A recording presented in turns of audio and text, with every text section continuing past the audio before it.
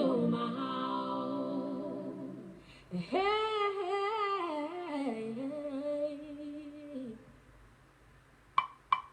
Iguaru robo, kera, amari nyago. Iguaru robo, kera, amari nyago. Iguaru robo, kera, amari nyago. Iguaru robo, kera, amari nyago. Oboru robo jevena, asofa jewote, ejefa meriakpo, urobo meware, urobo orere ibesa, I know my how. Hey, hey, hey.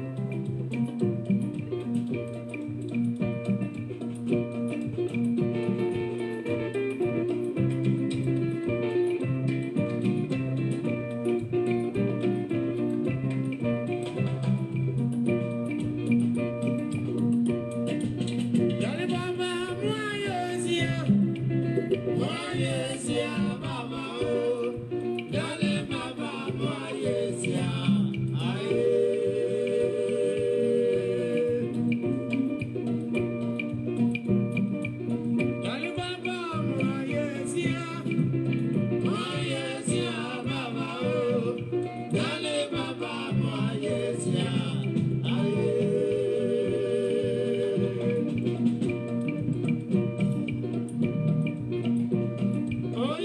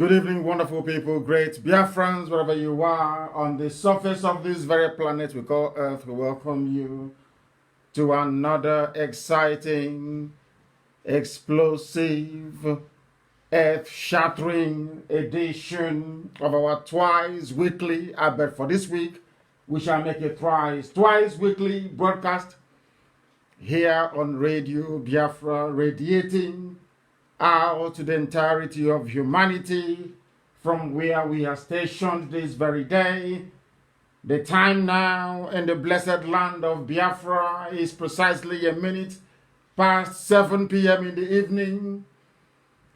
I welcome you, and as I do so, I will, of course, encourage you to welcome those who are around you. And as it is usual and customary for us, I will say good morning, good afternoon, good evening, and good night to some of you, because we are the only people who are listened to genuinely across the entire 24 time zones on this very planet. We are live, we are direct, and heaven is bearing us witness.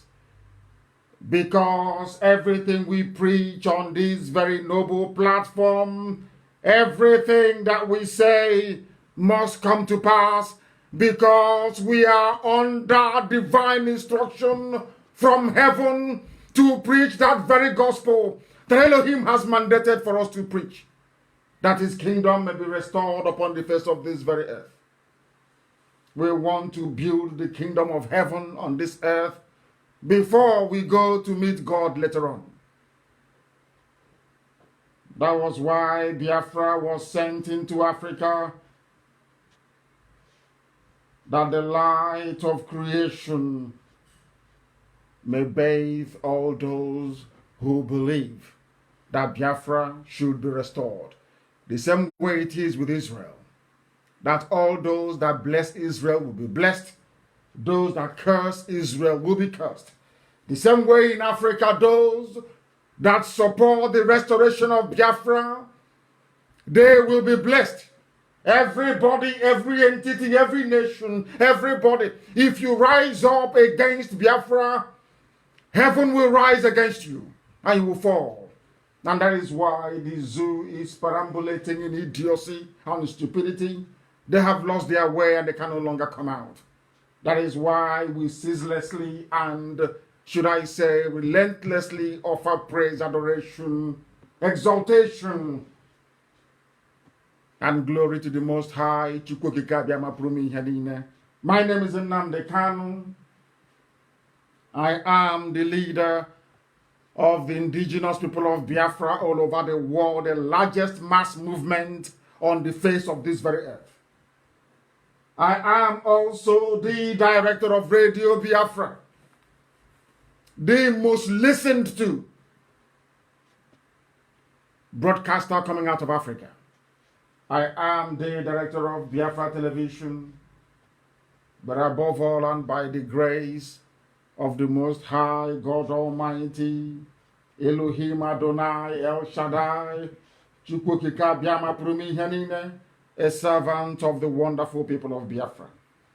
We are successful at what we do because we are scrupulously clean, unblemished. We are as successful as we are today because God in heaven is with us.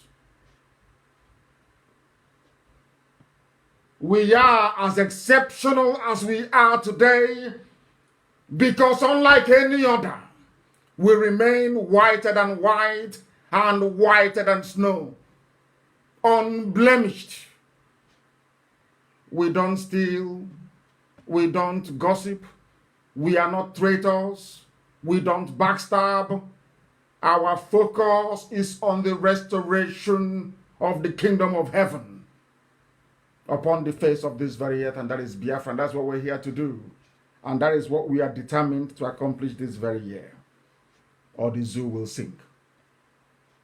I said this year, or the zoo will sink, so that they understand how serious we are, because this nonsense can no longer continue. I welcome you. We are simulcasting on a whole range of platforms. because we know that as night follows day, that Facebook will mess up.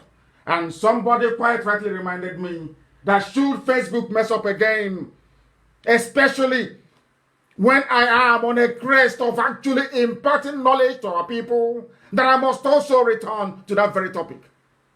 Because he quite sensibly observed that I am always in the habit of deviating away from the point that I was making prior to the rude interruption of those that work for Facebook in Nigeria.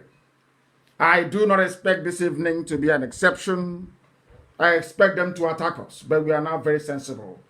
Because this very broadcast you're listening to, if you want to listen and of course to see all the visuals and the graphics, the pictures, the comments and the videos, you must go to my page, Mazen Nnamdi Kanu, on Facebook.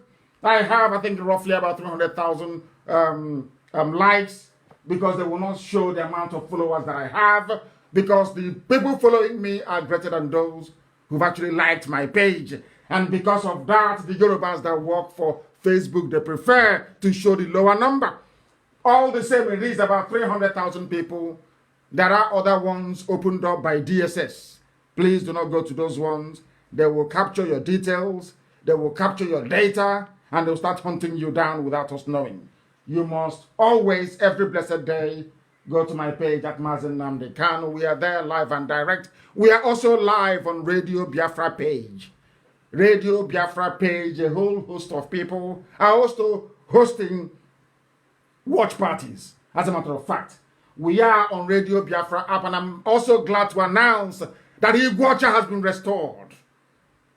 Our mega station in Iguacha is now functioning, I was told reliably before we came on air. I can also tell you that Radio Biafra app is up and running and very clear. We are on satellite. I will encourage those who can afford it, right across the entire damnable Zoological Republic, including Biafra land, to please go and get yourself a strong decoder. Strong, we are on satellite. Radio Biafra can be received on satellite the same way that you receive Channels TV and all the other Lagos Ibadan Expressway Gota Media. We are on satellite. Please, this is something people need to know. And the dish and the decoder doesn't cost more than 7,000 naira only. With 7,000 naira only and some fuel in your generator, you should be able to listen to Radio Biafra as regularly as you would like to. Very, very important. We are also on a whole host of other applications as well. We are on Garden Radio, as you well know. We are on Tuning. We are on Sweet Radio. We are also on Simple Radio. If you go to any of these places and say, how can I listen to Radio Biafra? They will take you to one of our platforms. And also there are those who are streaming live on YouTube as well. Uninterrupted, I must say. But for those who are on my page, they are the very stubborn ones like me. They must stay. That is where the hardcores are. Those who are giving our enemies sleepless nights. Facebook will do all they can, but we are Biafrans, we are IPOB, we always prevail. We always win. In the end, we always win. As I said from the beginning when we started this very movement, in the end, we always win. Let me very quickly give praise and adoration to the Most High, without whom we would not be here today. I am a very religious person, very deeply religious man, as some of you may have gathered, but my own religiosity does not come with stupidity. It doesn't. My eyes are very open. My brains are working very well because I have the ability to discern, to know when I'm being lied to, and to also know when I'm being told the truth. Here we have chosen to speak the truth always, regardless of the consequences. That was the truth that I spoke, and they came to my house to kill me, and they killed 28 of my men. As a result of that, my parents died. I also lost my cousin, Adako, and Jack, my dog, as a result of speaking the truth. It is a very costly business, speaking the truth. But here we must speak it all the days of our lives, because that is our covenant with the Most High, whom we are now going to give every praise and adoration. I will, of course, encourage you to bow down your heads wherever you are, because we are going to preach this very gospel unadulteratedly. Hey, Oyibo, I must be exact. I have to be exact. Makandiuchu, I have to be exact. Let us pray to the Most High. I will pray in English today because there are some people that told me they'll be listening from Eastern Europe, that I should try and pray in English as well so that they too can follow. And that is what I'm going to do this very evening. Please, if we may. Because the promise of Elohim to the king of Israel, David, is this: that whoever dwells in the shelter of the Most High will always rest in the shadow of the Almighty, and that is where IPOB is today.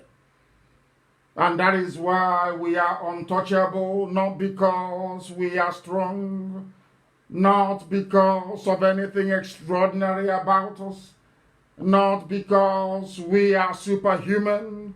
We occupy the preeminence we enjoy today out of thy grace, O Heavenly Father. And this evening your children are gathered all over the world to say to thee that you are our refuge and our fortress, you are our Lord and our God, and in you we repose every trust. We have no strength of our own, no strength whatsoever. Though the enemies encompass us about, you are going to save your children, because your words are yea and amen. You don't retract it because you're God. Once you have spoken, it must come to pass. And your promise to our ancestors is this, that Biafra will be restored. Only if we can seek your face. And this generation of IPOB, we have sought your face. We don't worship idol. Never, ever, ever. And that is why you are piloting the affairs of this very noble movement. This IPOB that we dedicate to your grace this very evening, that you may have mercy upon us, that you may confound and confuse our enemies. As always, they will flounder. They will speak things they do not know about. They think they are slandering also, Heavenly Father, but they are helping in their own little blackened way to propagate your gospel. Because those we never knew before, now they know us as a result of the work of our enemies. We give you praise and adoration. We honor thee and we bow before thee. We ask thee to come and take control, to come and take charge of our proceedings this evening. Because you said you will cover us. With your feathers, O Heavenly Father, and under your wings shall we take refuge. Today we proclaim that this very IPOB, this very unstoppable movement to restore your kingdom upon the face of the earth, as you promised the ancients, we do so singing your praise, O Heavenly Father. We do so enabled by your glory that encompasses about. We do so knowing that pestilence can never strike us down in darkness, nor shall any plague, including coronavirus, destroy your handiwork. Because many will fall. Those who never believed in us before, now they believe. Those who thought that we were mad before, as a result of all our proclamations, today they now know that we are speaking the truth that you gave us to speak. That is why everything that I utter comes to pass. Every prediction, every prophecy comes to pass in the lives of men.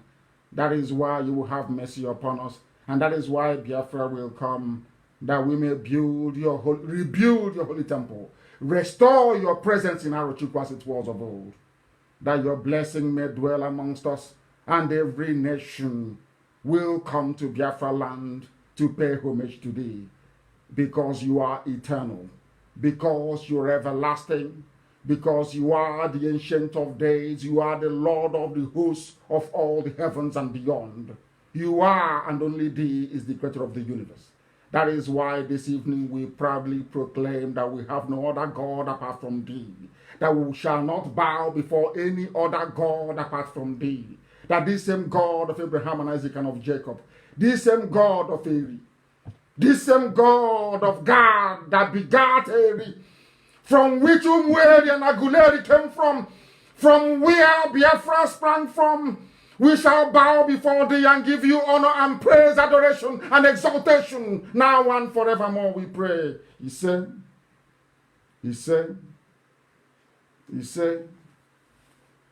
for a while I was in the spirit, and this evening we must preach this very gospel. I promised you, somebody reminded me, because as I said, I go through every comment on my Facebook page and those on my Twitter. If you have not joined us on Twitter, I encourage you to do so. Try and register with Twitter and then follow me the same at Mazen Namdekano on Twitter. I think I have about 153,000 followers on Twitter. Go and join us there for the speedy propagation of this divine gospel from heaven, that mankind may know that we mean business. And that is to restore Biafra, which is exactly what we are doing. Once again, I welcome you from the bottom of my heart. Sometimes we may disagree on some points, maybe around our direction, our dimension, perhaps sometimes bordering on our philosophy and our approach. And I also have noticed sometimes perhaps there are some slight, should I say, deviation from a point of convergence when it comes to issues that matter to our people, matters of spirituality. But here we must speak the truth, because we have determined, as directed by heaven, that the truth must be preached and spoken. We may disagree, sometimes to agree. I can assure you there are no ill feelings. We are preparing ourselves to run a very vibrant democracy in Biafra land. In Biafra land, there will be freedom of speech. It doesn't matter what it is. You have every right to say it. And let the majority decide and judge who is right and who is wrong. That is why we are very, very confident that our arguments are superior. Superior morning, noon, and night. It doesn't matter when you come. If you come, we'll crush you with facts and with figures. Because we are learned. We are learned. For those who may not know, that is why they say, why is it all the time? People say that this IPOB, that what? Because we are learned. Before we present any issue, before we tackle any problem, we distill it 4 times. Quadruple distillation of the facts. And in your chai and comma, we see what goes into the good part, what goes into the bad part, and what is salvageable if there is any. That is who we are, and that is where we operate. We just don't come out and run with any issue. We digest it very well, so that any points we generate as a result of it is explosive and decisive, as we're going to do this evening.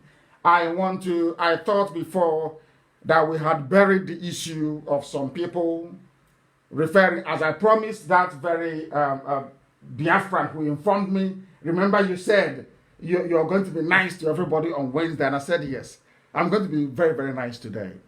I'm not going to, should I say, wake people up. I'm not going to insult anybody if you feel offended by the way that I speak. But the crux of the matter remains that the style of delivery which I have, that Elohim gave to me to give, or the means through which this message ought to be delivered, it remains there. We are not going to touch it. This evening is going to be as interactive as possible. And I will try to get somebody, please. I am not asking you to call me on WhatsApp. At the end of this very session, I will take questions on WhatsApp by text only, not calls. I'm not asking you to call, but I would need somebody who will be on WhatsApp regularly and steadily to help me, to help everybody who is listening to navigate through this program this evening. And I also encourage you, all of you who are listening, to try and do the same. This is what we're going to do today, so we understand. I want to bury the issue of Niger Delta because I came across something before I came live on air. That some people have, sometimes out of shame, they have clung on to a dying name, Niger Delta. They have clung on to it. not out of any firm conviction that their position is correct. They are doing so out of shame and humiliation because they do not know what to tell their Janjaweed masters from the caliphate anymore. They have taken money. You know, when you have taken bribe over the years, when you have been bought over, you have no conscience anymore. It is only shame. As I used to say to my Ikwere brothers and sisters, in 2012, I told the Ikwere brothers and sisters, you are Igbo. Some said, no, we are not Igbo. I said, you are Igbo. They said, no, we are not. I said, because you were trained with money, ill-gotten wealth from abandoned property. Out of shame, that is why you say Igbo is not Igbo, because you stole properties belonging to your own flesh and blood. And lo and behold, they all repented. They repented that today, as I speak to you, Ikwere is one of the strongest lands we have IPOB in. Very strong and formidable. They understand it. These are the people that I respect. When you make a mistake, you say, we made a mistake. And you repent from it. The same mistakes that the Igbos made after the war. Instead of going to Cross River, instead of going to Efi, to Bibi, to Kagan, to Ekoi, going to Oron, going to Anang, going to Izon, going to everywhere, to go to Shiri, everywhere. To go even to Anioma, go to Benue, go to a Gala land to say we are one. Mistakes we are made. There is something called magnanimity. When you are in a position of power, in a position of authority, it is up to you to be magnanimous. They failed to show that leadership. That's why we're suffering today. And I have apologized time and time again for the failure of the post-war leadership, especially in Igbo land, for not going and uniting their people, for allowing the Janjaweed to use somewhere like Gowon to decimate our land. That today, when people speak of Igbo land, they will just say just the 5 states, forgetting that everybody is Igbo. Everybody is Igbo. I said everybody in the East, you are Igbo. This evening, we bury this Niger Delta rubbish completely, so it will never resurface again. I want to showcase the stupidity of those that still refer themselves as land. I want to showcase it so that the world will know. It is quite interesting that I'm coming on air when I posted something yesterday regarding somebody that was beating a white man to stupor in America because the white man called him nigger. He was upset. But this is a name that people are proudly calling themselves in Nigeria, which is Nigeria. A very proud name that some people who are not well educated are calling themselves, oh, we are nigger delta. They don't know the meaning of it. Some, or should I say, had the temerity, or should I say the audacity, to question this. I call it the sanctity of my assertions. I call it sanctity. Because before I come here to proclaim anything, I research it 4 times.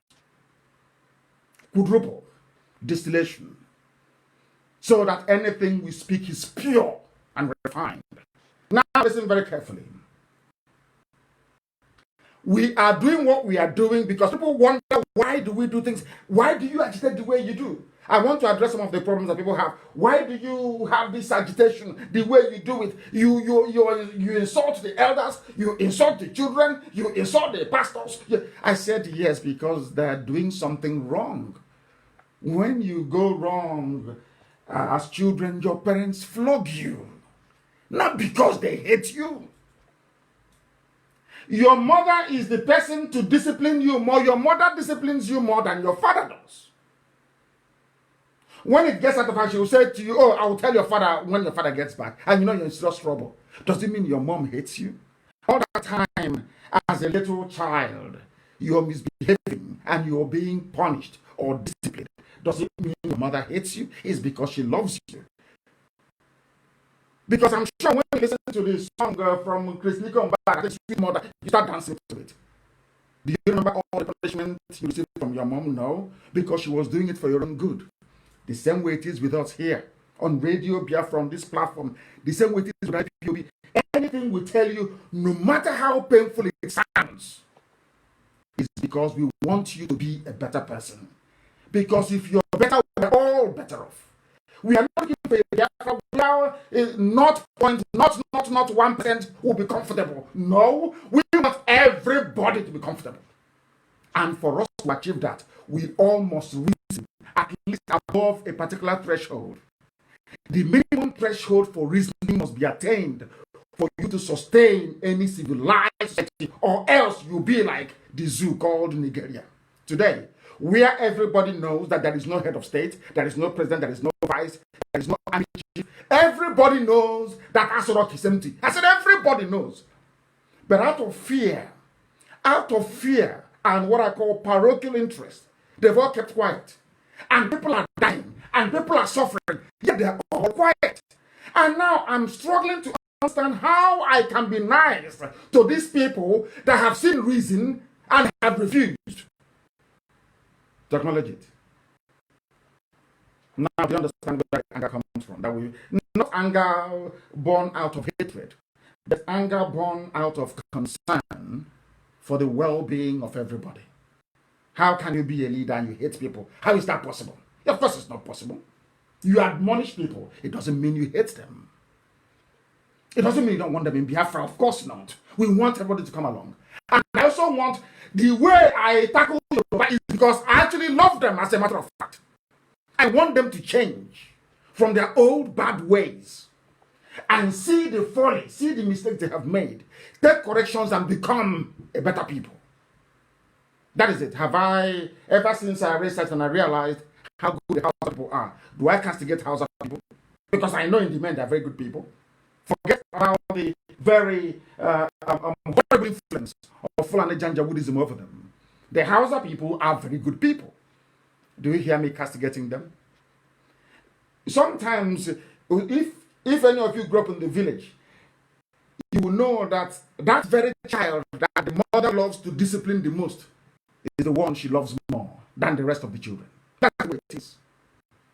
Because she wants that very child to be useful. I want you to situate, or should I say, contextualize what we are saying within this. It is born out of love and affection, not to do with hatred. If we hate people, we go and kill them. We have the men to do it. If you wanted to die, you would. If I say you will die tomorrow morning, you will die tomorrow morning. I can do it. But Elohim said, no, that is not the job I sent you. You must speak sense into them. And that's exactly what we are doing. Why would you hate? I said in the village, if you hate somebody, you allow that child to put his or her finger in the fire. But if you love the child and you see the child putting his or her finger in the fire, you admonish that child. The child will cry, if you notice. Now you're going to understand us. I promised that I'm not going to insult anybody, and I won't today. But I want you to listen very, very attentively, please. The Biafra we are building is a Biafra of free men and women who can think, who can stand up and say that our president is dead. What is happening? Why are you people not following constitutional procedure? They will say to those in charge, you will all go to prison. And they will all go to prison. That is the nation we want to build. Because if there are no sanctions when you break the law, anybody will do as they like. Is there anything I've told you before that is a lie? I keep asking all the time, is there anything I've told you before that is a lie? When I told you that Magu was corrupt, did you believe me? When I was campaigning for Justo Kalu to come to this, did you believe me? When I said the entire Fulani is corrupt, did you believe me? But now, we've not even started, and they are investigating them in the USA. More is coming. Today is Magu not implicated in fraud and corruption.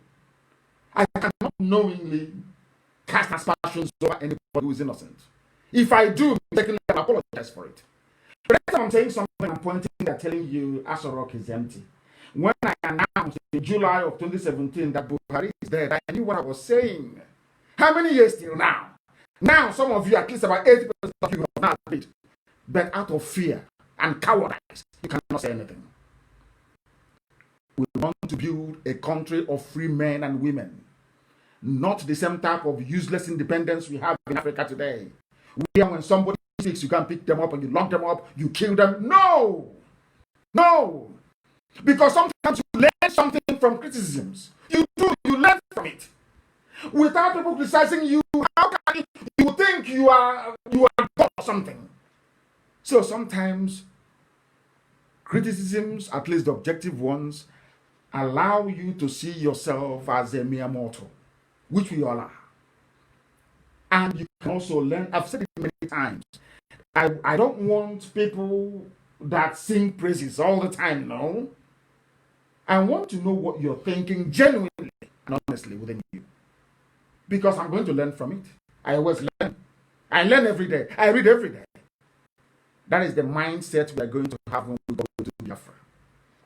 That every criticism is valid. Very, very valid.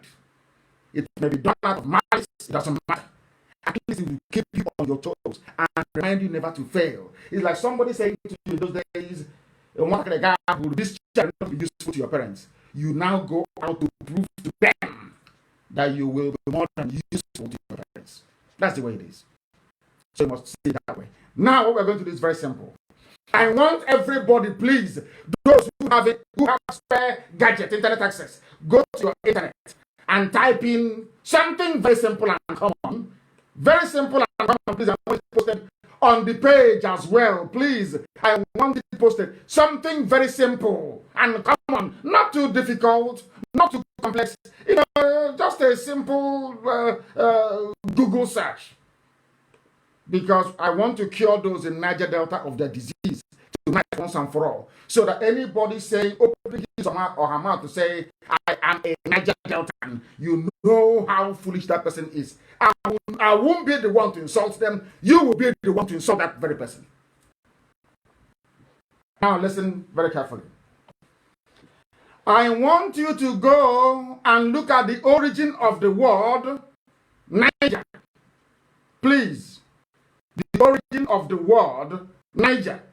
Do you know what I find? When Google returns the result for Niger, which is Niger, Niger is, you have River Niger, is that correct? You also have Niger Republic, which is French pronounced Niger, we know it's Niger. You also have a state called Niger in the zoo, called Nigeria, or Nigeria.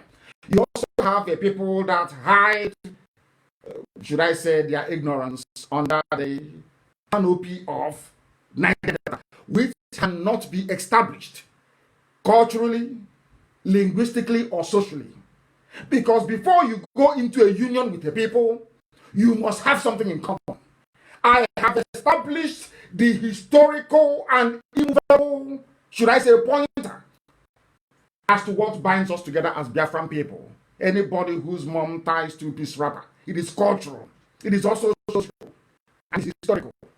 Now, I want them to prove to me what binds a man from Ogoke. You have to travel through travel through Anioma, travel through Anambra, travel through Enugu. You have to travel through Ebonyi to get to Ogoke. I just want the rationale. I want to understand the rationale behind anybody putting a Bini man, Bini, and somebody from Ogoja, based on what? I ask them. They cannot answer me. Have you done what I asked you to do, please? Have you Googled Niger? Say, where did the word Niger come from? It's something so simple and easy. Where did it come from? From where? You will notice something immediately.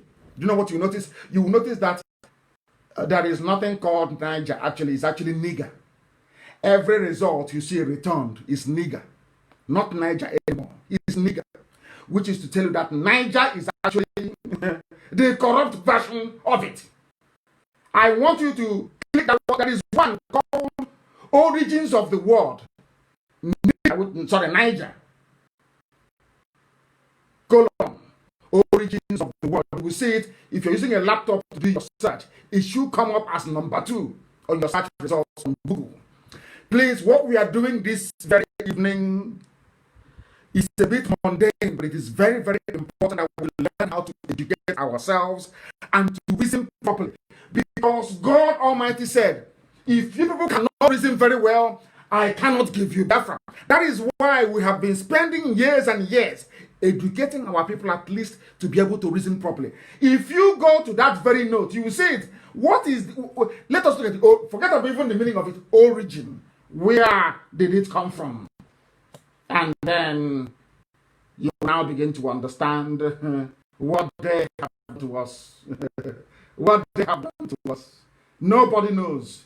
Now, what they say here is Nigrita, Nigritia. Now, Nigritia is a region in Central Africa nearly equivalent to Sudan, the home of the most pronounced type of Negro race. Negro race. Are you listening to me very carefully? That is one explanation.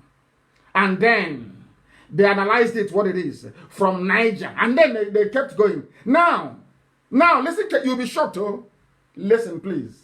The name Nigeria first appeared in print, according to Dr. Meek, in 1960. It appeared, Dr. Meek wrote in 1960, the first time that anybody ever heard of the name Nigeria was in 1897. I will come to this later on. It was the title of an article, listen carefully, in a leading newspaper written by Miss Flora Shaw. Miss Flora Shaw. And only Flora Shaw can tell the whole world, maybe from beyond the grave, why she brought this name, Niger, to give it to Nigerians. So before 1897, the history of your ancestors never existed. As a race, you didn't exist. Now, I want you to understand that this is the reason why Europeans, white people, don't have respect for African people. I want to point it out to you. Now, because if a little white child is going through his or her history book, and, yes, Daddy, I want to know about Nigeria. Where do, Nigeria? The child will read that Nigeria never existed until 1897, when an English girl, her name is Miss Flora Shaw, wrote an article in a newspaper, in the Times actually, mentioning Nigeria for the very first time. Now, if that child is sensible, that child will ask you, but does it mean people didn't exist in Nigeria before 1897? What will you answer that child? Therefore, anybody who subscribes to this Nigeria, Niger this, Niger that, what you're saying is that a white man is superior to you, number one, not me saying it, but you. And number two, that you had no history. You never existed until you adopted this name. Do you see why this name has to go? Do you understand why this name has to go? Now, we continue. If you continue further, you will now go back to the search results again after the origin. You will see nigger. Wikipedia says nigger. A brief history of the world's greatest taboo. Nigger, N-I-G-G-E-R. No more Niger, everything is nigger. All the way through is nigger. In fact, they're saying, where did the N word come from? One says, the definition of nigger. What does it mean? It is all there for you to see. This is a name that some people decide to call themselves. If you call a black man nigger in the UK or Europe or in America, you go to prison. Now I'm asking myself, on what basis should people get upset when they're called a nigger by a white man? You say it's racist. On what basis? Why should you get upset when a white man calls you nigger? Why? Because the most populous, allegedly, black country in the whole world is Nigeria. Their names are nigger. They are nigger. People that come from a nigger area. So why should you get upset when a white man calls you nigger? Why? I keep asking that. Why? And now on top of that, and what does nigger mean? Nigger means darkness, evil, bad. You are in Nigeria, a place called Niger, and somebody is saying that even our own delta, where a river, which is Odiminuabaru, flows into the sea, they are putting on the apparel of another nigger, inside the nigger already, double darkness. And that's why I want that picture posted of Nigeria to see how dark it is in the southern part of Biafra, in the coastal region. People don't know when they use their mouth to bring curse upon themselves. And I keep asking them, you have given birth to a son or a child, or maybe you're planning to get married one day to give birth to children. Are you telling me that you're going to name your child absurdity? Is that what you're telling me? Are you going to tell me that you're going to name your child evil? Are you telling me you're going to name your child nigger? Of course not. Of course not. Then I'm asking you, why should you accept it? A name, a derisory, insultive name. You said Nnamdi Kanu insults you all the time. But the name you're answering is an insult. The white girl that gave it to you didn't give it to you out of love or any care or concern. Gave it to you out of derision. She wanted to dehumanize you. They anglicized it. Nigeria is nigger. That's the correct one. That is why, can you see that if you go to Google and you put in, where did the word Niger, I didn't put nigger, where did the word Niger, everything you see is nigger all the way through. Because they can't lie. Can you see it now? So when you say, I'm a proud Nigerian, you're saying, I'm a proud darkness. Let me go to somebody have sent it to me. I don't have their name. Their name is not here. Somebody sent this thing to me on WhatsApp right now as we speak. Let me see what the person's name is. See if we have their name here. He's a retired professor. I will not mention his name.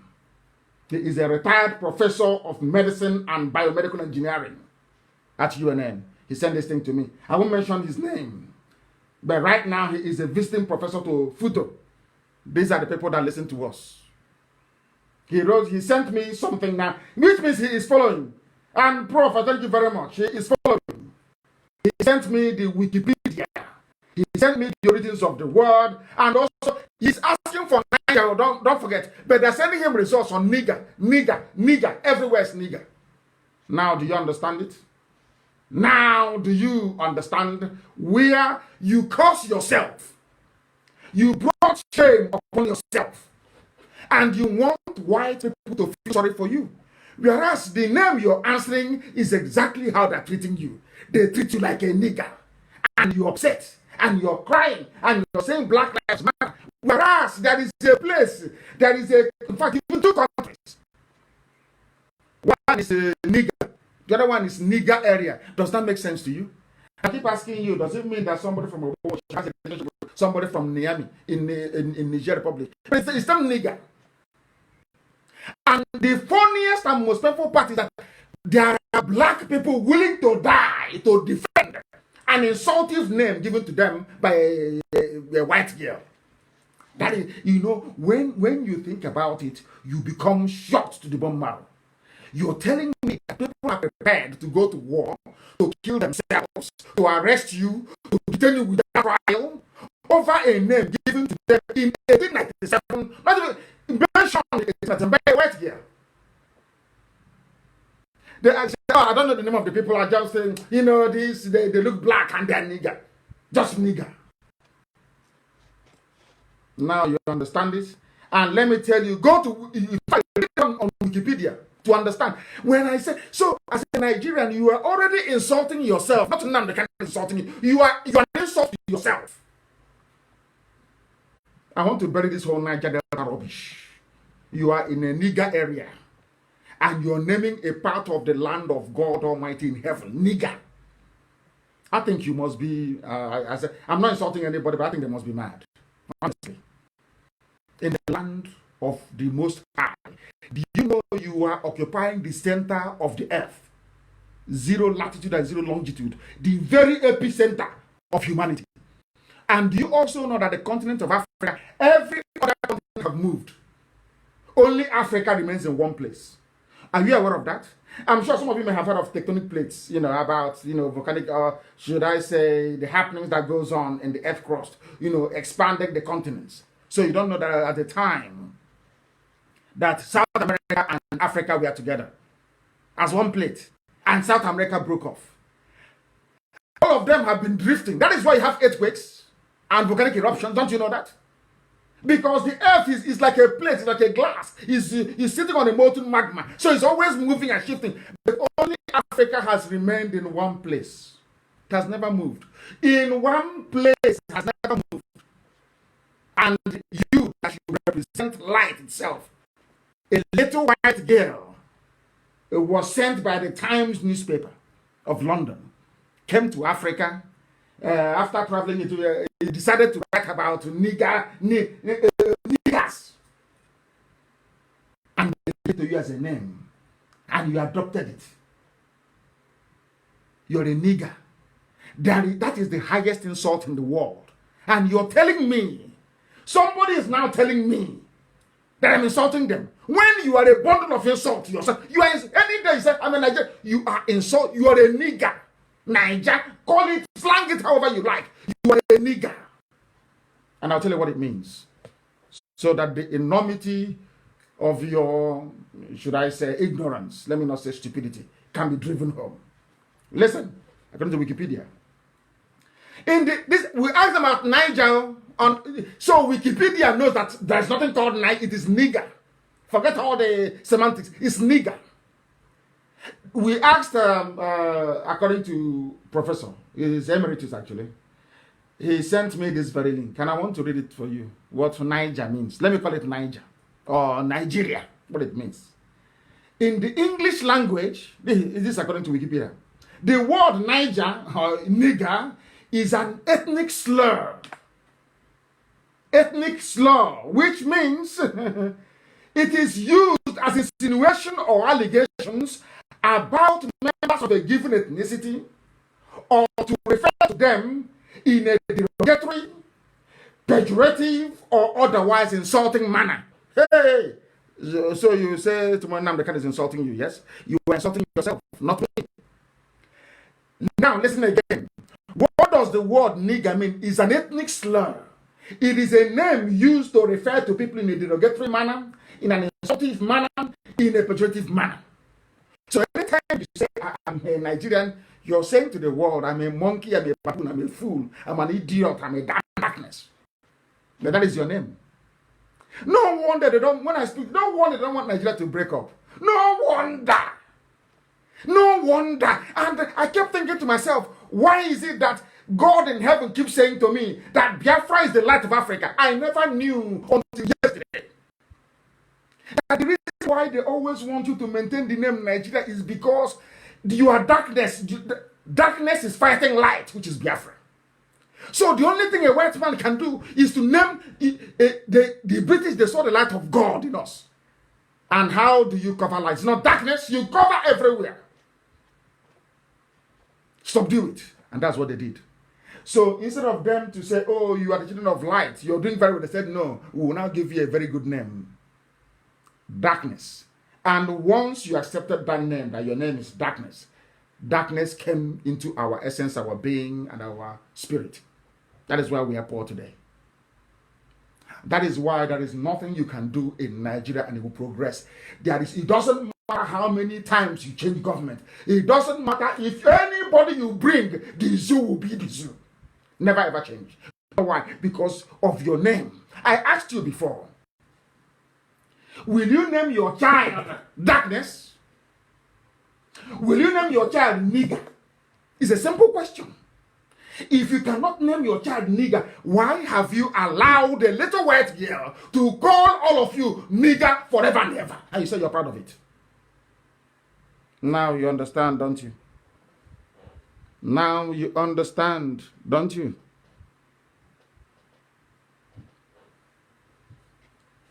This is why you're being killed. Because of this name, because of this darkness. That is why things are happening in the zoo and nobody cares to know about it. And after tonight, are you still going to call yourself a Niger Delta? Or a Niger Deltan? Or a Nigerian? Or from Niger State? Niger State is Niger State. And you want something good to come out of it? Hey, it is actually Spanish for Negro, and the descendant of the Latin adjective negro. That's what it is, which means darkness, black, darkness, evil. It was used derogatorily, especially in the USA. Is a racist insult. A racist insult. That is your name as a people. And you're telling me that you're ever going to progress from it. I doubt that very much. That is why your name follows you everywhere you go to. Follows you all the time. Who can give a birth to a child and name the child absurdity? Can you do that? Can you name your daughter, your beautiful child, absurdity? But that's what you're answering as a Nigerian. A racist slur. You have no shame. I'm sorry, I said I'm not going to insult anyone today. When we say some of these things, now you can appreciate where we're coming from. Now you can. Please, what we are doing here is to free people from their mental slavery. Because we're not going to take people who cannot reason very well into Biafra land. We cannot take you. There's no need. We need people who can reason. And please try and put it up. Mental slavery is what we are trying to treat here. The white folks in the USA and before that Europe did not destroy the fabric of the black man with overwhelming force or brutality. Although, we worked in the USA for 250 years without pay. We gave America 250 years of free labor. In fact, they even made gain. After working for them for free, they still sell us and make profit on top of it. Do you know how the white man achieved the subjugation of a black man? Because they succeeded in diverting our attention away from a thought process that will lead us to intelligence. Intelligence is the key. And what leads you to intelligence is the ability to reason. You must be able to reason properly. That is the pain I'm going through every day. How can black people reason? How can they reason beyond their useless, sentiment?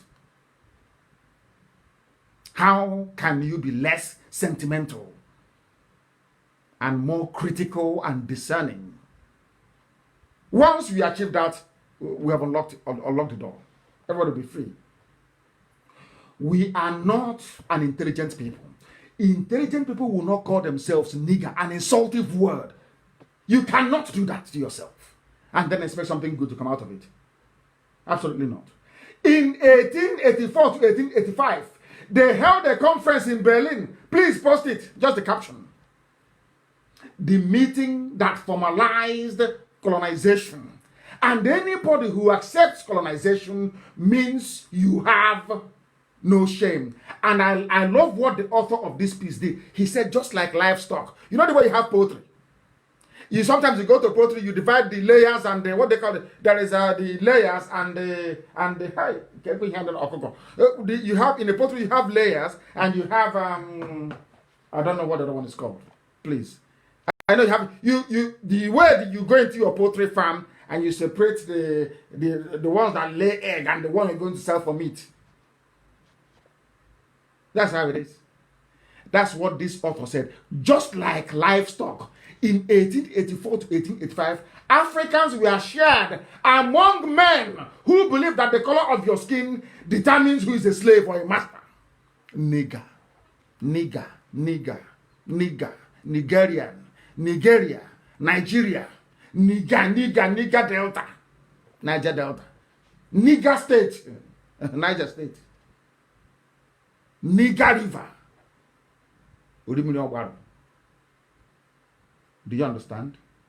The author said, just like livestock, they just went into the poultry and said, hey, come, Otto from Bismarck, Germany, take 4 chickens here from, please. Who else? Come and take 4 goats. Come and take them. It's now yours.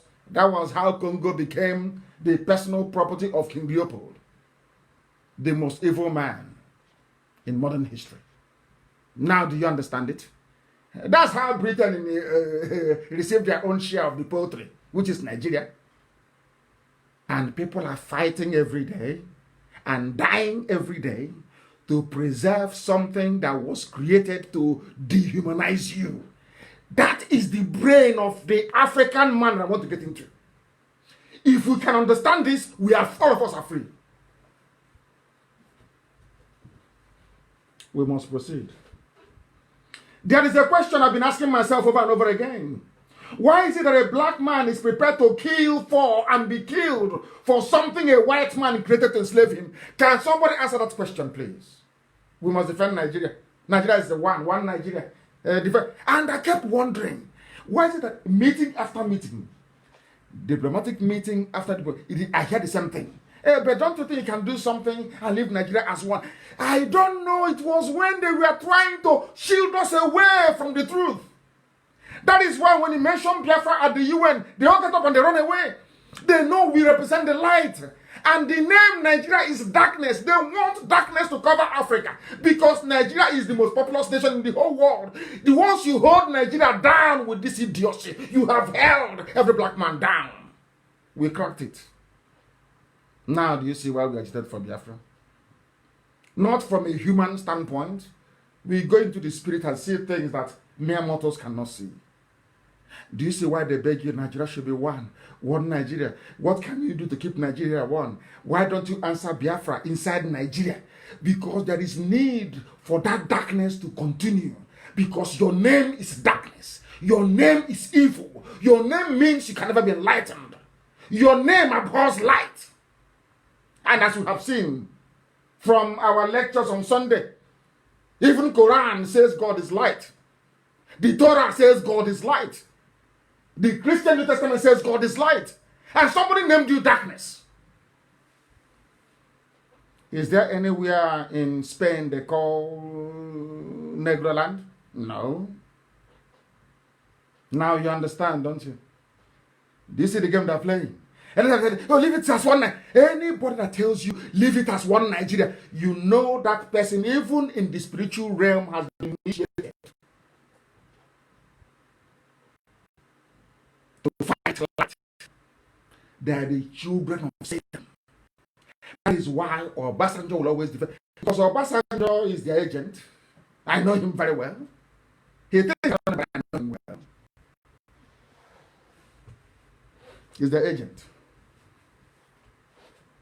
They want on Nigeria because they represent darkness. Darkness. How can you tell me that you went to school and you want to name your child darkness? Nigger. A racist slur word. Something that is used to demean you. That is what you're answering with green, white, green flag. And the 200 million people under eternal damnation and subjugation without knowing it. And you claim you have universities. Ordinary Google don't get it. Ordinary Google, go and Google your name. And let the shame overcome you. Go and read the one from Wikipedia. Let your shame overwhelm you. How else do you want me to teach this? How else do you want me to teach this so you understand? So that the brain of a black man can open. How else do you want me to teach it? Your name is darkness. A little white girl came out of, should I say, had racist convictions, named you Nigeria. Niggers, and you accepted. And if they call you a nigger anywhere else outside Nigeria, you start complaining. But you're a nigger. Instead of saying, I'm a Nigerian, hey, you're a nigger. It's better now. That's your name. I want to sound like one of these useless American rap artists. I don't like rap music. Some of them I don't like. It's a very useless genre. Doesn't add anything to your life. We must continue.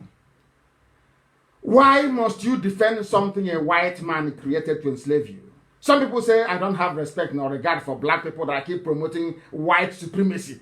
No, I'm only highlighting your stupidity, not promoting white. Your name is nigger. How am I insulting you then? Is that not your name? That's a Nigerian. Are you not a nigger? Is that not the meaning? The literal meaning of your name is nigger. How am I insulting you? You insult yourself, you say people are insulting you. Nigeria was created, or Nigeria was created as part of a process of partitioning of Africa by Europeans for their own economic gains. Nigeria was not created because they love you. And it was created as an economic, as a company. All of you that claim you want to maintain one Nigeria, you are maintaining a British company. Not a nation, not a country. You can lie to yourselves because of the oil and gas from Biafra land. You can lie as much as you want. Your name is nigger. You were created to serve the British, and you will serve them every blessed year of your life. All of you are slaves. It is here. Is anybody saying that colonialism was a good thing? Is that what you're saying? You know, people say, oh, we must end colonialism. It's not good. You acknowledge that colonialism is not a good thing. But you're keeping all the vestiges of colonialism. You went to war because of it.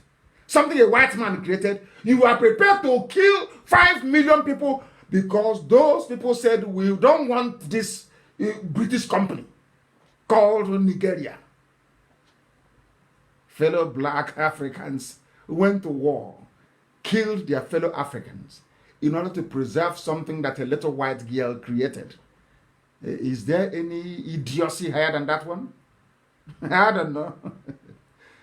Oh, they are these OG black people.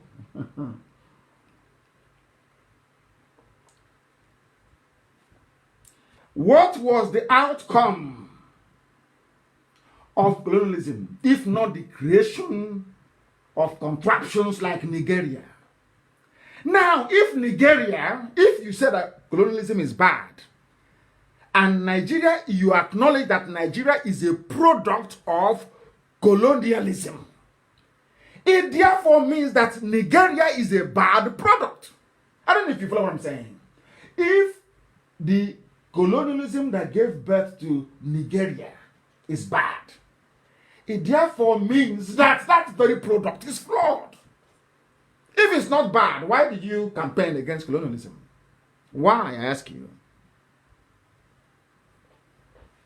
Somebody said, of course, Ibanusu Omubik, I'm not insulting anybody. I promised I'm not. I won't insult anybody today. I'm not. I just want to lecture, as heaven has directed me to. I want to lecture.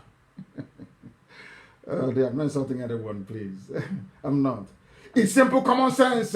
Nigeria, the zoo, Nigeria is a product of a flawed, exploitative process. Therefore, Nigeria is bound to be exploitative and bad.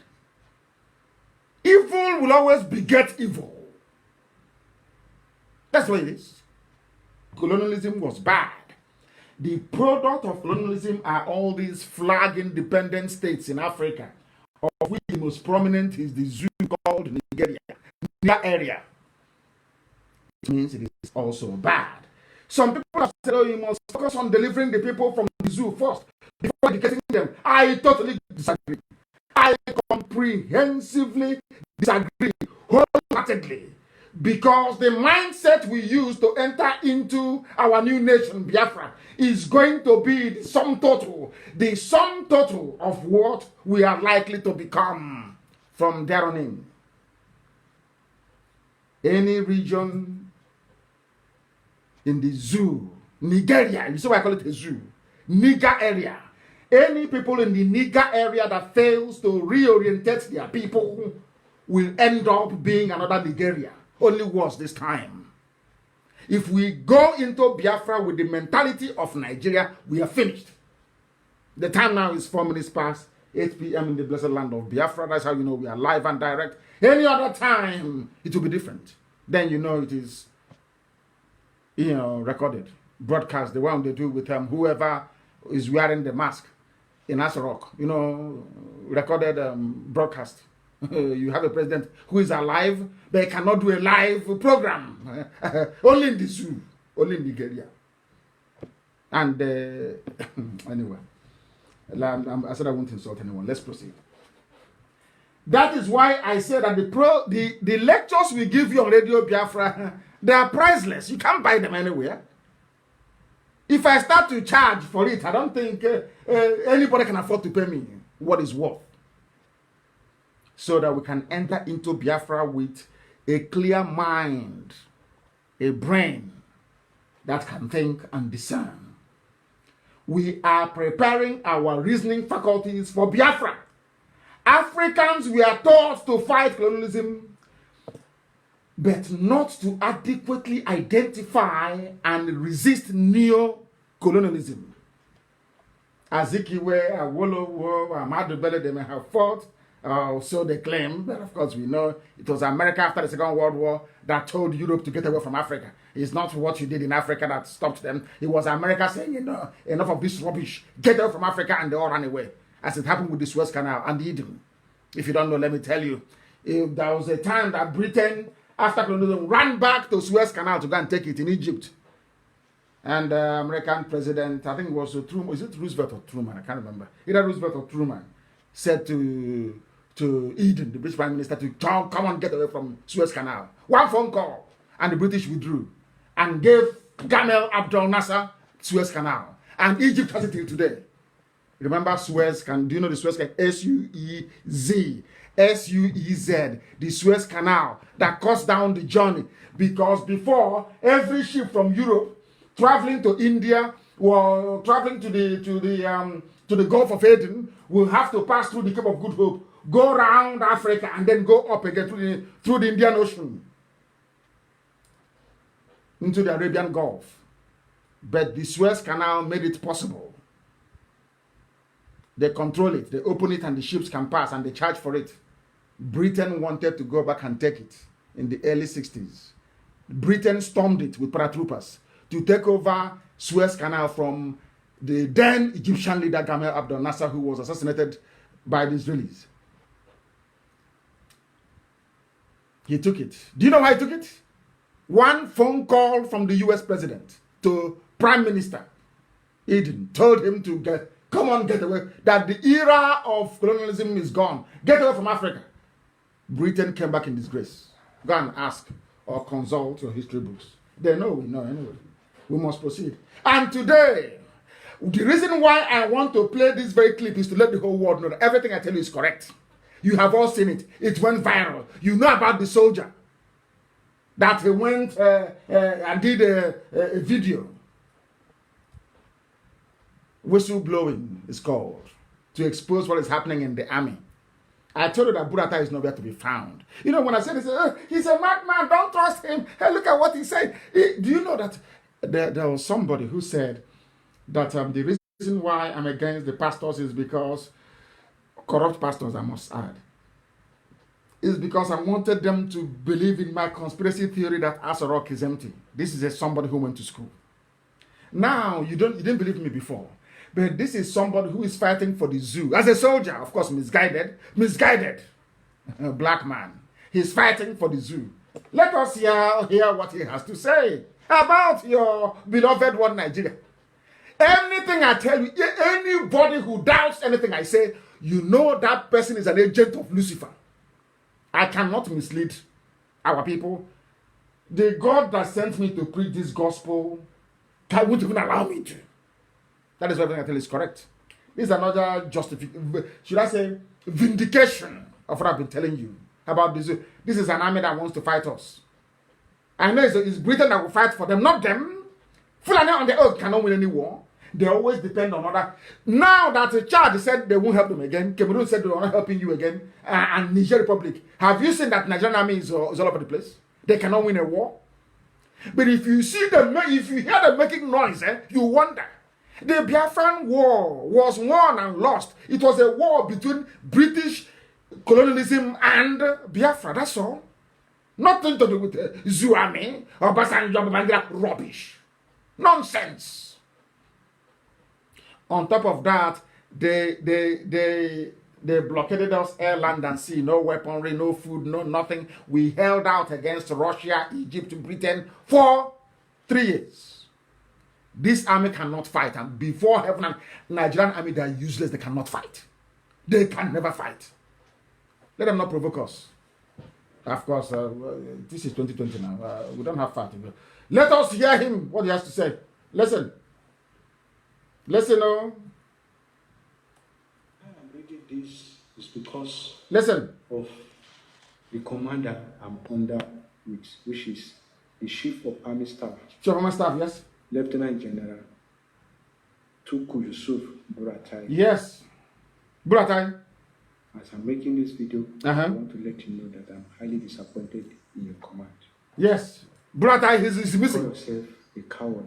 He's a coward. A traitor and a betrayer to the Nigeria as a whole.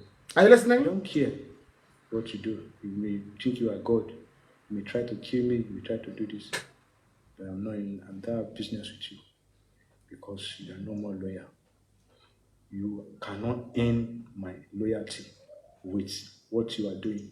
You cannot earn my loyalty. He's an army officer. The CDS, Chief of Defense Staff. I am highly disappointed in you. Chief of Defense Staff is highly disappointed. Disappointed in you in the sense that you are the Chief of Defense Staff. The Army, the Navy, the Air Force. Yes. Under you. Under him, yes. You are the piloter of this to bring out the structure of the military. You are failed to the extent you are even collecting command from COAS. Are you listening? Do you people now listen to, do you now listen to me at all? Some of you have seen this video, you didn't analyze it very well, or you didn't actually understand what he's talking about. He is saying, now let me I just want to go, I don't want to go too far. I want to do everything out in the open. I want to say, who is the, I'm just Googling it, please. Who is the Chief of Defense Staff in Nigeria?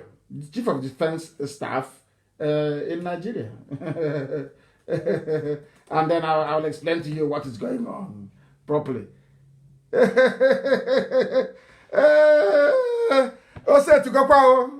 He's a Yoruba man. And now, his name is General Abayomi Gabriel Olonisakin, Yoruba man, taking orders from a Fulani man that should be taking orders from him. He is the chief of the... So I said, you know some people, they go through they see this video, some of these things. They don't read. People don't read meaning into it. Listen. They don't read meaning into it. After this video, let's go back a little bit. Loyalty. Listen. I know after this video, you may come. No.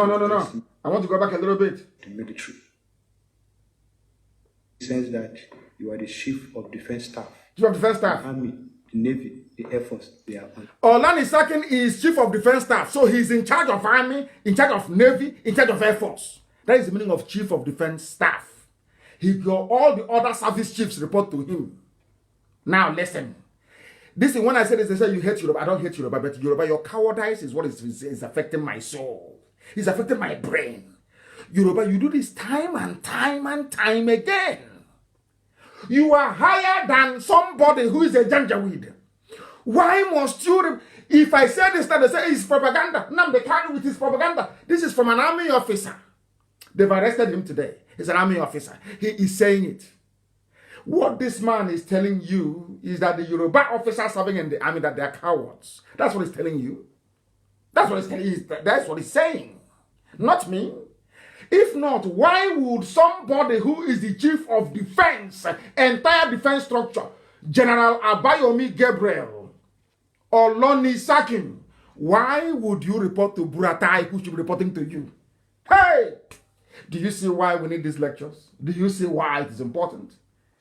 Because in Biafra land, it will never be like this. You must obey the chain of... You see what Fulanis have done to people?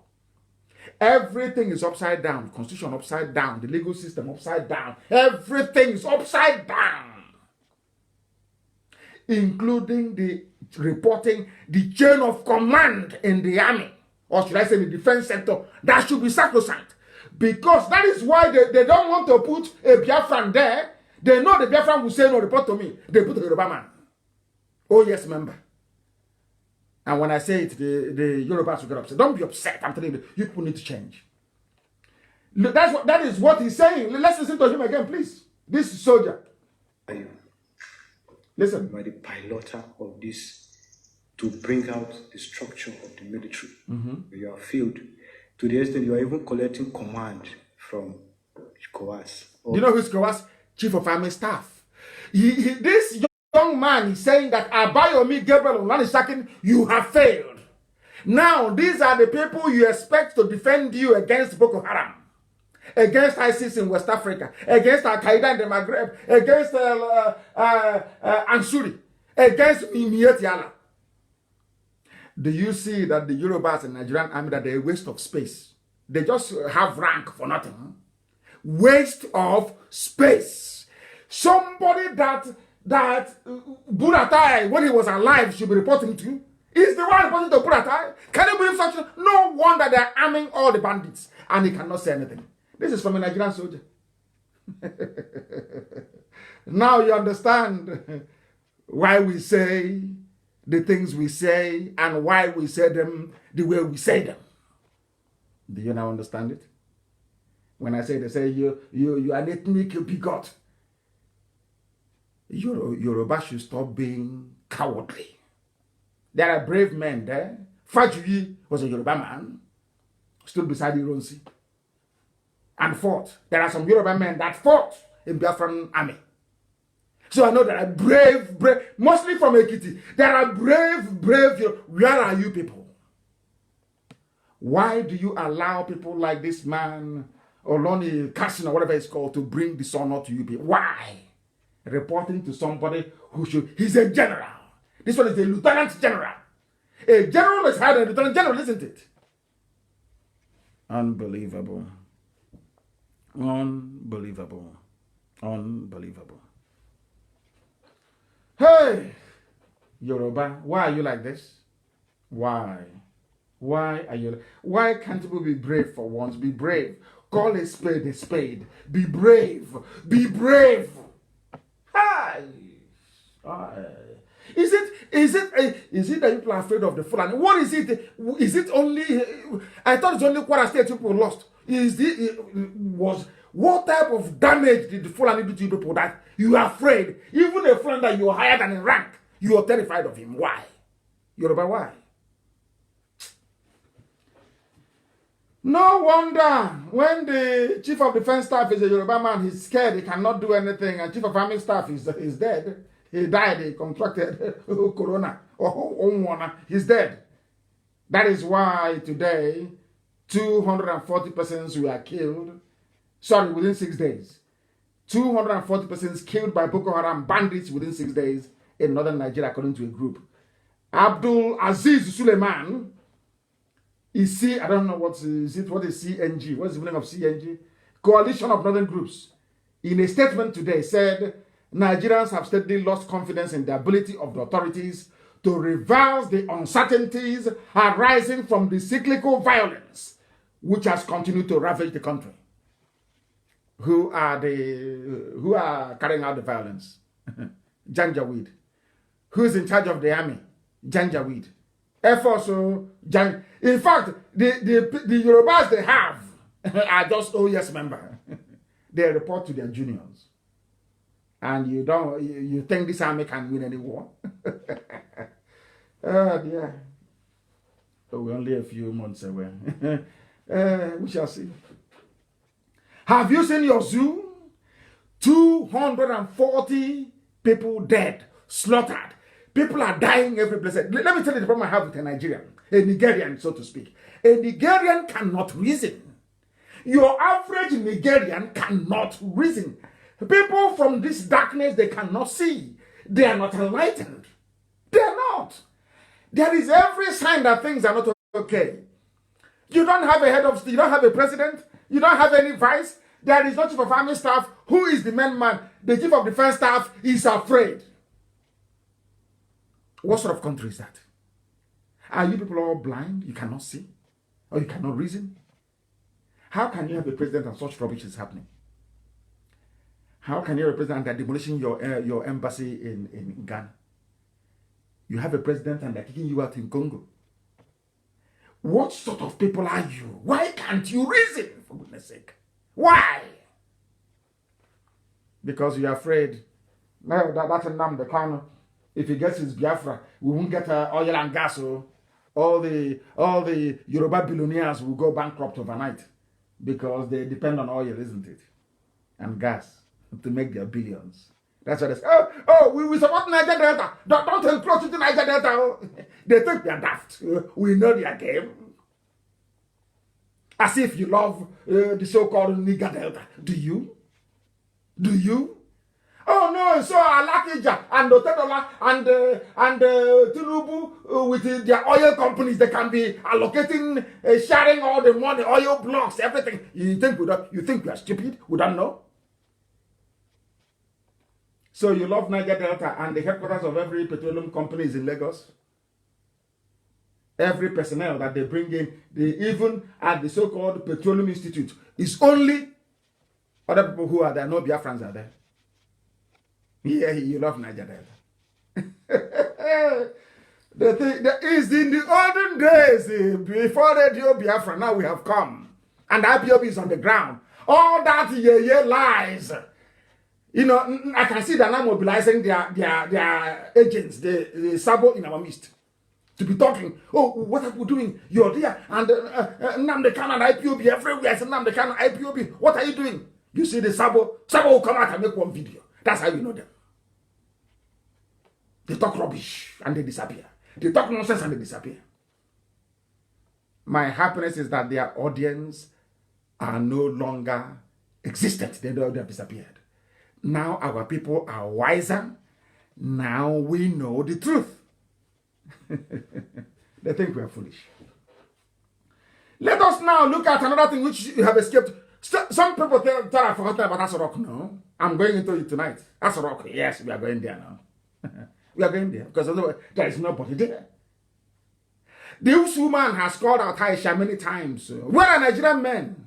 She did the video, lied. That was the day that, believe you me, before God, that was the day I thought to myself that I know, and I prayed to God and I said, God, black people, where did you get them from? I was asking God, are you sure you didn't create us by mistake? Are you sure? Aisha came out, not once, not twice, to say to everybody, there are a group of people, cabal, they have hijacked my government, my husband's government. Everybody kept that. I'm like, hey, Madame said some cabal, they took her husband's government as a joke. She was crying for help. That time, Abakari had the upper hand. They humiliated her, not once, not twice. Now Abakari is dead and she's the one in charge. The other day they were trying to remind her that she's a woman, that she shouldn't be in charge. But now I'm happy that all her privileges have been returned to her. And I keep asking people, those that knew the old Buhari, are you telling me that if you are in your house and you're upstairs and there's a gunshot and your wife is being humiliated, you will just sit there and do nothing? Let me tell you, I say, oh, maybe he's incapacitated. Oh, let's 2023 come. He's not feeling well. He's like, you see how people, because you're in a zoo, you're in darkness. You cannot see the truth. You cannot speak the truth. You cannot. Let me tell you what is going on. There's a very simple experiment and it's his homework before, because I'm going to run a live AM interactive program on Friday. Just phoning. I won't do anything. People just be phoning me. I'll be answering questions on Friday mornings. I'll be doing that now. Let me ask you to do this homework for me, please. Do you know that if you go to Asorok all the time, they will say to you, oh, the governor of Borno State came to visit. Is that correct? Oh, the Upper of Benin came to visit. Oh, the Alafin of Oyo came to visit. Or maybe even Osibajo came to see him. Or Boss Mustafa. Or Ibrahim Gambari. Yes. Let me tell you definitively why there is nobody there.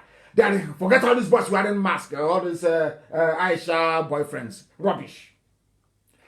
Do you know the funniest thing? In all these people that went to inside Aso Villa, whatever they call it, you can never hear the person they went to visit speak on camera. What usually happens is that after they've said, Mr. Bala Usman went into Asorok to see Mr. President, and I saw him, and they discussed. They talked about agriculture. They talked about cow. They talked about how many cows in Daura farm. Do you hear the person that went to visit speak? After speaking, the next thing you hear, he's outside giving an interview. You will never hear from the so-called president. I said, check every video this year of the so-called visitors to Asrock. See if there is a one clip. Even when what's his name, the Africa Development Bank, the guy that stole money, the Yoruba man that stole money at Africa Development Bank, I've forgotten his name, the ADB chairman. He went to see him. They were doing chop knuckle or chop elbow. They are doing elbow pose. You saw the man, the young man, because I'm sure I'm older than him. You saw him after speaking. He left. The person he was doing chop elbow with never spoke a word. And you have 200 million people looking on sheepishly as if everyone is a fool. You know, the reason why you have brain is to think. The reason why you put food in your mouth instead of your backside is because you have brain. Your brain is telling you your mouth is where you put food in. It's simple. When you go to see somebody, you don't hear from the person. They shot at the wife inside the villa. Nobody said a word. They are killing his soldiers. He didn't say anything. Buratai is dead. He never said anything. Osibajo is missing, presumed dead. PPP, you don't hear. And all of you got together. And out of all these, should I say, abundant evidence, you still decided in your brains to say there is a Buhari inside that song. Now you can now see the reason why. Maybe that was what Flora Shaw saw in you people that led her to name you darkness, nigger. Do you see? They say the name you bear will follow you always. You answer darkness. And darkness has descended on you. Not just metaphorically, but literally. It is there with you. That is why you cannot see. So it's not that Tinubu or Basanjo, the Yoruba ruling class, don't know. They know. They know all these things. But as they sit down, they agonize. If we open up and say what we know, oh, that's the kind of boy, he's insulted, he will take all the credit for it. The world will know he's been right. That is only envy. A black man's envy is holding them. And jealousy. They know Asarok is empty. The whole place is on autopilot. It is in the interest of the neo-colonialists to keep Nigeria one because they love the name darkness. As long as it stops Biafra from coming, that they are okay with it. And for the Tinubu camp, all they want to do is to get to 2023. And then they'll start eating and having fun. That's all. These are black people. That is why Africa is poor. The way we reason, the level of evil in us is why we are down. We have failed to reason. And why is that? Why is a woman is saying, my husband, come and help me from those who have hijacked my husband's government. Help me. You said her husband, go back to your husband. Your husband is there. It's just like a woman who has been raped, escaped the rapist, ran to you on the road and said, please sir, help me. I've been raped. You said, no, come on, go back. You've not been raped. That is what Nigerians are doing to Aisha. She's lamenting every day, trying to send code and signal. My husband is no longer here. And I keep asking people, as a man, you that is defending the indefensible, you are living in Abuja, Lagos, Enugu, Iguacha, name it, Kaduna, Zaria. Are you telling me in your own house? Somebody can be insulting your wife in your own house, and you'll be there, and you keep quiet? I don't know the God that made Nigerians. I don't know. Maybe it's that name, that nigger you're answering. It's blocked up your brains. Embassy destroyed. Not a word. Not one word from somebody who is the president. Not one. Hey! You don't know that the destruction of an embassy is like an invasion. They left it to Senate President and the Speaker of the House. And you're telling... I don't know. I don't want to say anything. I don't want to insult anyone today, to be honest. Because I'm very, very upset. I am very, very upset. Now, listen. If you come home and somebody is beating your mother, or if you're abroad and you hear that your mother was kicked out of your house, who would you ask for first? No, where you are now, let's say you're in Russia or you're in Uzbekistan, you are in Vietnam, you are in China, you are in Japan, you are in USA. Your father is alive, allegedly. Your mother is alive, allegedly. Two of them are living together, maybe somewhere in Ashok, in Abuja. And you got a phone call. Oh, that there's a gunshot in your house, so there's people insulting your mother in your house. Who would you call first? Simple question. Who will you call first? You will call your father and you say, Papa or Dad, what are you doing? Are you there and this is happening? It's common sense. What is wrong with black people? Common sense. Common sense. There is nobody there. The husband is dead. That is why they're insulting her. Can't you people reason for once? Hey, my good. Black people. Black people. You ask for your father first. Now, why do you have... Somebody wrote a very compelling piece. I'll get his name later. But I'll use it tonight for this very program. There is something somebody wrote. He called it the silence in Asorok. Not from me, please. I don't plagiarize. When I read from somebody, I say it's from somebody else. This is from somebody. Because I'm learned, I know what it means to produce an academic work. It's not easy. So somebody cannot spend their time researching and producing a work. You just copy it verbatim without giving them credit. That is stealing. Let me see if I can find his name before I can even proceed. Because it is very, very important that I can... He wrote this is very, very compelling. I tell you that. His name is Dr. Asuquo Mendy Achibong. He's a lawyer. Dr. Asuquo Mendy Achibong wrote this very, very brilliant. He wrote it in such a way that people can... because black people don't reason very well. We know that is the truth. We don't reason very well. So he had to try and break this down so that anybody reading it will be able to, maybe at the end of it, put one and one together and get two. Because we have failed to reason very well. Now listen, he titled it The Silence in Asorok. Something is not right, he said. People are no longer afraid of President Buhari, who was a dictator. His wife is not afraid or respectful of him anymore, which is these are my own words now, un-Islamic. You cannot... It is un-Islamic for a wife not to respect the husband, even if she is being abused or battered. That is something you must know. That is something you must know. How unbelievable. Now listen. People are no longer afraid of the president. Anybody can do anything and say anything and get away with it. She is fighting her own staff, fighting the staff of the people they claim is her husband, and they are fighting back. People are insulting her without fear of the husband. A young boy insulting the first lady. A first lady that allegedly the husband is alive. Are you people kidding me? Yet, he wrote, yet, silence. Nobody's saying anything.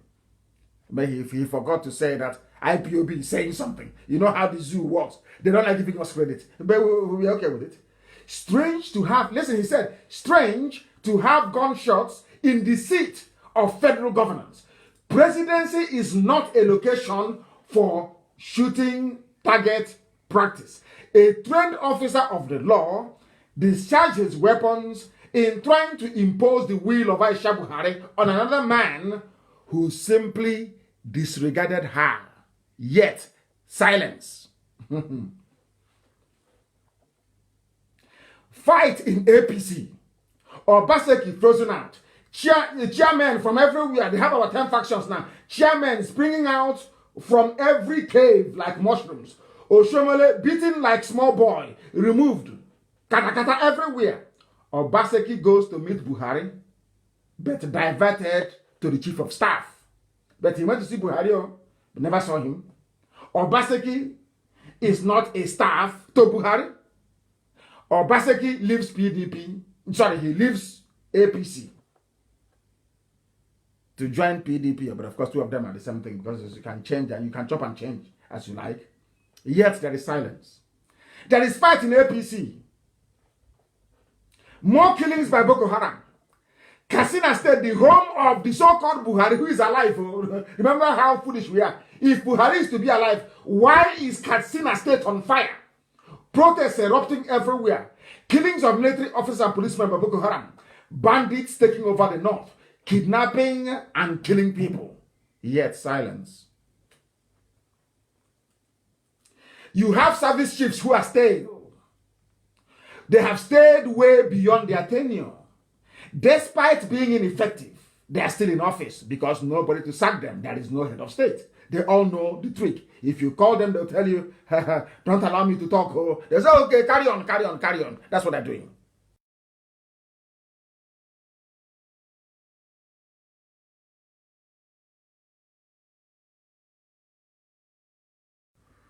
Damnable zoological republic. You people are damned. Damned, I'm telling you, you're damned. Your ignorance is astonishing. Astonishing, I'm telling you. Frightening. Something is wrong in Asorok. He writes, I don't subscribe to conspiracy theories, but is Aisha hiding something from Nigerians? When he said it, it's conspiracy theory. Because both those who can spell conspiracy and those who can't spell conspiracy theory. Then bring him out to speak. Where is the Sibajo? Where is it that ordinary secretary to government, to Boss Mustafa, is the one giving directive and unelected? I want to stop complaining, honestly, because people are giving, these zoo people that are giving me headache. There is a level of stupidity you will see in people that you begin to wonder that they cannot be human beings. They can never be. They can never be. Honestly speaking, they can never be. Something is wrong in Asorok. Something is off. I know for a fact that no man on earth can insult a Nigerian man's wife and live to boast about it. Talk less of being employed by him who born you. But it happened in Asorok. Asorok is empty. They're afraid of IPOB and the Kano, that's all. They're afraid. If you announce it now that the man is dead, then the Kano will use it to destroy what is left of the zoo. We don't want it. Let's keep hiding. Please, Tinubu, help us. Let's Punch newspaper, Tribune, Nation newspaper, Channels Television, every Yoruba newspaper. Please help us. So we are going to give it to Jagaban. Help us to cover this fraud. Yoruba as a nation is covering up fraud in broad daylight. Fraud in broad daylight. An ordinary, this writer is asking you, Dr. Siko is asking you, or ordinary man, let's say even if you traveled abroad and so you hear on the phone, somebody came to your house insulting your wife, your employee, somebody you employed is insulting your wife. What are you going to do? What are you going to do? They can only burn our market. That's all they can do. Even in Cotonou, they're burning our market in Cotonou. I'll get to that later. The man is saying everywhere that is silence everywhere. He said, my hope for Nigeria is beginning to sag. For Nigeria, Niger area is beginning to sag. We must not let Nigeria fail. A typical black educated man. You know that like an accountant that after doing all the calculations, they mess up the total. Very typical. He's a doctor. Dr. Asupo Mendy is a lawyer. He says we must not let what a white man built to fail. That sums up the brain of a black man. You know, when communism ended, they tore down every statue, every roadblock, everything. But it's only in Africa that a white man preserved all the vestiges of colonialism. Only blacks can do that. No other race can. He's a lawyer, PhD perhaps. After writing this brilliant piece, he said, in a country where Miyetti Allah is a stakeholder in the government, but the fourth largest and most deadliest terrorist group in the world, he is saying, we must not let Nigeria fail. Do you know why? Because he lives in Abuja. That is how blacks reason. Dear. But the zoo is gone. I'm telling you the truth. Nigeria, they know it has collapsed. They know it very well. They are just waiting for me to make a move. That's all. The zoo is gone. And we are going to make one soon. That's all they're waiting for. Let Nnamdi Kanu make that move. That will collapse the zoo. Oh dear. Zoo is finished. It's finished. That is how are you going? I said to them, you can walk up to any Nigerian ambassador now, to any Nigerian embassy, you can set it on fire. Nothing will happen to you. Because Nigeria doesn't exist anymore. Do you know where they're hiding? Do you know where you can now? Do you know where you can go? All of you that are holding your passport, they don't want to give you can go to the nearest Nigerian embassy and beat up their staff now, and you go free. Do you know why? Because once you're taken to court, you will name the Nigerian president as a witness, and he will not come. Nobody will represent him. Why do you think they bulldoze down the embassy? They know there's no president. So people keep deceiving themselves every day. They keep deceiving themselves. They know there is nobody there. They know Buhari is dead. Bring in Saudi Arabia. Abakari took over and died. And any Fulani man, any con, not just Fulani, anybody from the Sharia states, once they name you the substantive president, you will die. That's why Osibanjo ran away. I don't know if they found him in Banana Island and killed him. I don't know. Have you heard from him? Maybe tomorrow you see punch this way. Osibanjo commissions trader money. Did you see with your two eyes? Who has seen Buhari with his two eyes? A president that cannot give live interview. A president who cannot appear live on TV. A president whose wife is being... Nobody's wife, not even in your home, will you allow people to insult your wife like that. But in the zoo, everything is okay. Do you see why I call Nigeria a zoo? It's not an insult. I'm even elevating you. You are Nigerians. Nigger, black. An insultive word. A pejorative word. That is your name, and you answer it with pride. Even those with PhD, Nigerians, all of you. Niggers everywhere. I know people are listening all over the world, even those in America, they'll be cringing. Oh, but daddy, he's calling us nigger. Tell your child your name is nigger.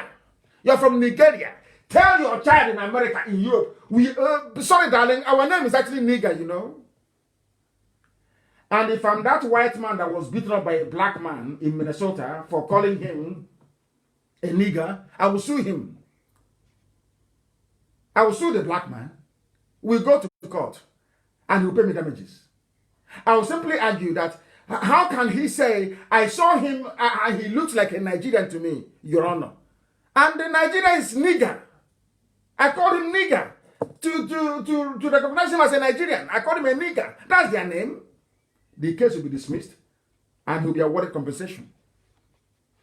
Right now, today, because of Nigeria and Niger Republic, anybody can call any black man nigger. And if I see a black man, if I see them, I call them nigger.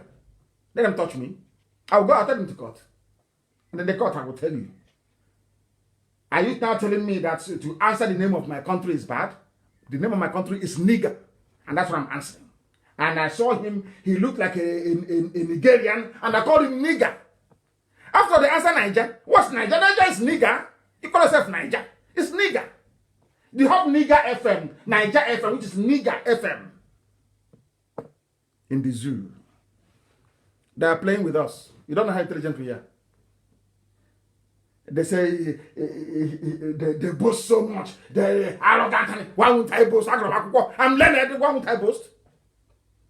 Why shouldn't I be boastful? I went to school.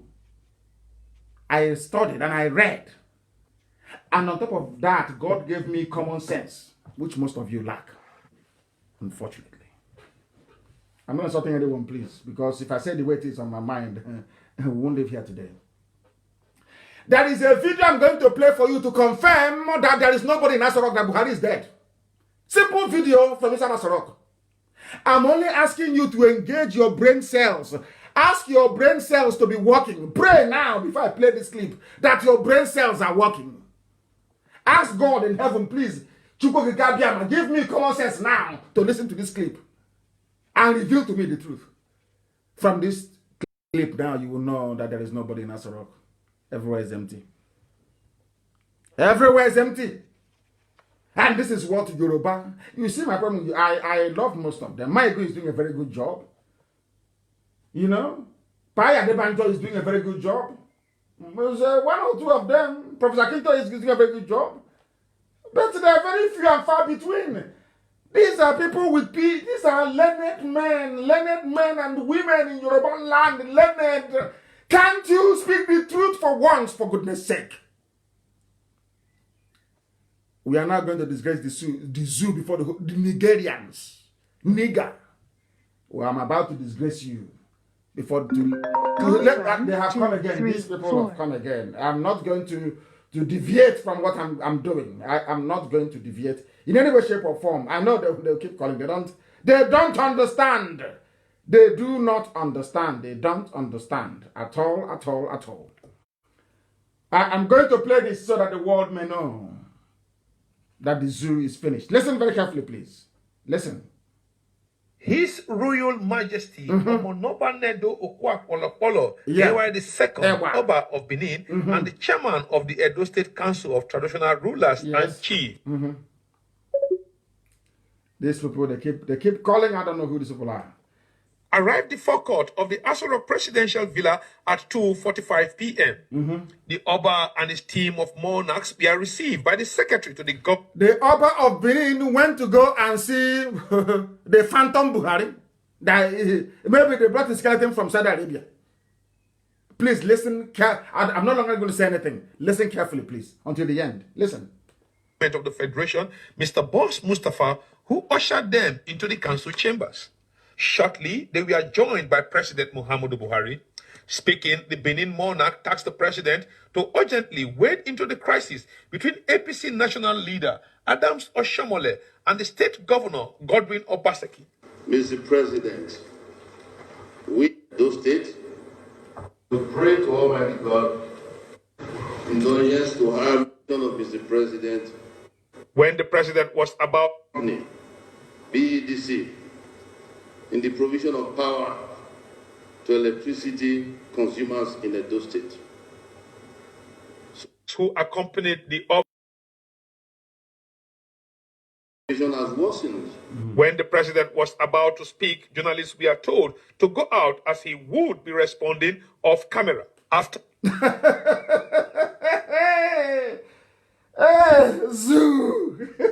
Zoological Republic. Have you heard it? They brought out somebody wearing a mask, Aisha's boyfriend. When it was time for the so-called Buhari, which is Aisha's boyfriend wearing a mask, to respond to the Omonoba, Oba of Benin, they asked all the pressmen to leave the room. But when the Oba was speaking, the pressmen were there. When the Oba arrived with his chiefs in council, Boss Mustafa, the secretary to the government, went to receive them, brought them into the chambers. And somebody wearing Buhari mask came out, of course, Aisha's boyfriend, the latest one, came out. And after the Benin monarch must have finished speaking, when it was time, a whole president of the people, when it was now time for the president to respond to the monarch, all the pressmen were asked to leave the room. What other proof do you need that I'm right, that there is no Buhari? I love that beat. I want to hear it again, please. Do you know what? They don't know what IPO. They have no idea who we are. Do they? I don't think they do. Complete decimation of the zoo. Everybody with a hand in Operation Python Dance will die. All of them, they will die. Every major planner of Operation Python Dance that came to my house, that led to the death of my parents, my men died, they will all die. Watch and see what is going to happen. Let us go back a little bit, please. Just a tiny bit. To hear it. Because most zoo animals won't believe this. I want to prove to you that there is no Buhari. This simple, even if it's just this clip that I'll just play tonight, I think it's even enough. Listen, this journalist is very, very brave. Very brave. They didn't remember to bribe him on time. Let us try again. we are told to go out as he would be Listen. Yeah, the situation has worsened. When the president was about to speak, journalists were told to go out as he would be responding off camera. Have you heard of such? Somebody you voted for, you claim you voted for, in a democracy. As if people, you don't see Trump every day, you don't see Kofi Zita, Dada, no, of Ghana, you don't see other presidents. Somebody came to see you. If you know you're going to be responding off camera, why did you invite the cameras in the first place? Tomorrow you see somebody with a PhD or a professor of nuclear science, emeritus, living in a badger. He will come out and write, hey, our Nigeria, I'm writing now to the president of Nigeria. President, you cannot respond to ordinary, I wouldn't say ordinary because I respect the Benin monarchy. I do a lot. I love the institution. So somebody who will just respond, a monarch came, a first-class monarch came to see the president, so-called. Aisha brought out the lover. Because Aisha I think she changes men now. I think every 9. We are still researching it. It's 9 months or so. I'm not sure. To get the new one, representing something that is just evil in Islam. That's what she's practicing, and that's why little boys are insulting her. Have you seen it? Have you seen it now that there is no Buhari? Have you seen it? When it's time for the president to respond, journalists were asked to leave. He will respond off camera.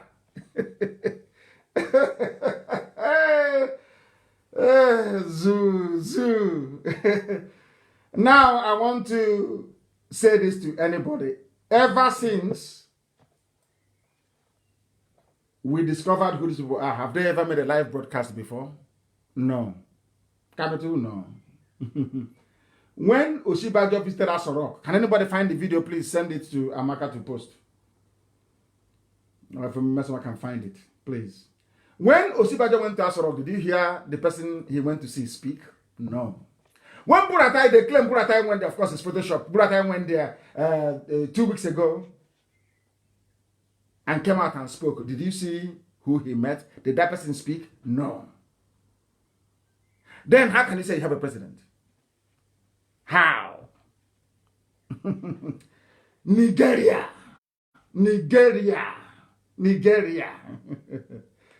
Yet, every blessed day, they'll be writing, insecurity, details of meeting between Buratai and senior officers, operational commanders revealed on the pages of. It's just like you never see them. They don't exist. But if they can rustle up maybe 4,400, they find a journalist and then they usually pass with you know that bag, you know those journalists one at none. They find them and give them 4,400 and ask them to bring them change. They write rubbish. They don't exist. They don't exist. But if you pay journalists, they will write for you. They don't exist at all. Just on paper. You know, there's some journalists who want to know. There's some journalists who are in serious pain in the zoo. Some of them are very good, in serious pain. They're looking for money to pay rent. And he tell them, I have press release, so I want to. They said I should tell you, Boss Mustafa said I should tell you to write about Buratai's meeting with officers. No video. No, you are fighting a major war. There should be daily press briefing every day from defense headquarters. Every day. They say, I wanted to write, say, Buratai don't attend meeting. Okay, sir. You send me that's your account number. I don't forget them. Democracy in the heart of darkness in Nigeria. Oh dear me. We must preach this gospel. And what time is it now? Is approximately, let's say 5 minutes roughly. 5 minutes to 9 p.m. I must preach. Please allow me to preach. Allow me to preach, please. The Borno State governor was there. Nobody heard Aisha's boyfriend speak. That is why I want this thing posted, please. No amount of evidence will ever convince an idiot, Mark Twain said. Post it, please. No amount of evidence will convince once somebody is an idiot, that person is an idiot for life. And on top of that, your name is darkness, nigger. There's trouble now. No amount. And we've just proved it to them now. If that person is a human being, why did you ask the media? Because they know Nnamdi Kanu, IPOB, we are watching. If he appears on camera, we tear them to pieces. We drove them away. If not for IPOB, they'll be deceiving you with Photoshop. It is because of IPOB. That is why they cannot show any nonsense on television. They know who shred them. This is how powerful we are. We are not in your league. We are not. We can never be in your league. That little data you have through, is it Airtel or whatever, you can be marking your rubbish as always, talking rubbish that nobody wants to hear. Because our people are is it? Is that correct? After the strain and the pressure of the work we do, sometimes we need a little bit of gossip here and there to divert our attention, to play a little bit with one choncho gossip. That's all. Nobody takes you seriously. Nobody. Now our people are informed. Now they know. As I'm speaking to you, the entire Igbocha is listening live on FM. That's how formidable we are. So your little video watched by 600 people, it makes no difference to us. We watch it out of fun, to just see something different, to hear how somebody is gossiping. That's all. Me too, sometimes I listen. Because sometimes all this pressure, you want a little bit of gossip to lighten things a little bit, to make you laugh. No amount of evidence will convince an idiot. If after tonight anybody rises up to say, I am Niger Delta, they are working for the caliphate and they are ashamed of themselves because we have defeated them. Did you go to war? Only common sense and reason. Now they're on the run. Their masters have called them. Hey, what are you doing? And you are there. Hey, madam, you are there. You're no longer using Niger Delta. Did you hear what Nnamdi Kanu said? Nnamdi Kanu said nobody is proud of Niger Delta anymore. Oh yeah, we are Niger Delta now. We are Niger Delta. Asking, looking for money from Janjaweed the Fulani. They think we are stupid. They think we are dumb. Niger Delta, my fruit. Darkness, you are. And it shows in your brain. It shows in our environment in southern Biafra. You can see it there very clearly. How dark. People are being poisoned. Are you aware of that? I'll read it for you tonight so you will know what is going on there. That they will never tell you about. You think this is militancy, stomach militancy. We are here to fight for freedom. We are not militants, freedom. And it's coming. And you will see it. If you're a foreign contractor and Nigerians are owing you money, now is the time to seize their embassy and demolish their buildings. If you're a contractor anywhere in the world, maybe you have printed passports for them, because some of you don't know that your passports are printed abroad anyway. That was the contract they gave to the. You know what what Nigeria did is to share all the huge contracts and give it to countries all over the world. Israel has a contract, defense contract. Russia has a contract, defense contract, and also this e-bot, which is this computer-generated attack system they have to attack IPOB and all that. They're paying very well for it. Britain gets oil for free. Everybody has something they're getting. Do you know the Irish Republic? That is where they print Nigerian passports. In Ireland. So there is no printing press in Nigeria that can print a booklet of your passport. And you're the giant of Africa. So when they share all these things, so that when you now go to Ireland to talk about Biafra, that company that makes money from Nigeria will now lobby their government and say, oh, don't listen to IPOB, please, because if you do, we'll lose this multi-million-dollar contract from Nigeria. That's how it works. They did it to me in Israel. And you know us now. The worst they can ever do is to try and stop us. We just continue. And we continued. Until we got to the people that we're looking for. That's the way it is. So anytime, that is why when I look at people, when they sit in the zoo, when somebody is maybe carrying a file or saying, they're talking about Biafra, I look at them as mad people. If you're seriously asking or agitating for Biafra, you will go to places where you will be rejected. And you'll be asking yourself, but why? Until somebody will tell you the contract that Nigeria gave to that country. And the big companies, that just like in Germany, once you go to Germany to lobby, no, we want one Nigeria. Why? Because Siemens are there, Julius Berger is there. And this would they fund lawmakers. So German people that go to the Bundestag,